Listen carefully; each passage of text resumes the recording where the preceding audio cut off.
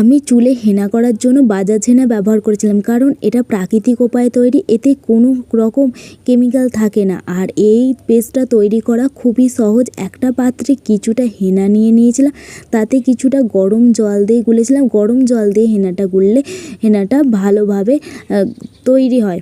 আমি কিছুটা দই দিয়ে দিয়েছিলাম, চুলে দই খুবই উপকারী। আর দিয়ে দিয়েছিলাম 2 টুকরো মতো লেবু।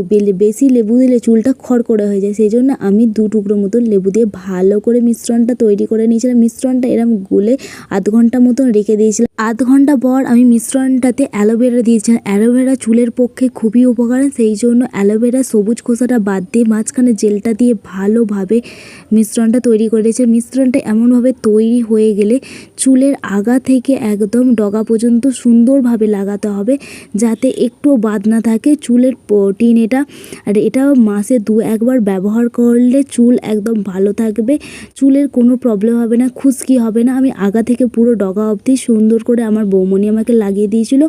আর ভিডিওটা ভালো লাগলে চ্যানেলটাকে একটু সাবস্ক্রাইব করে দিও।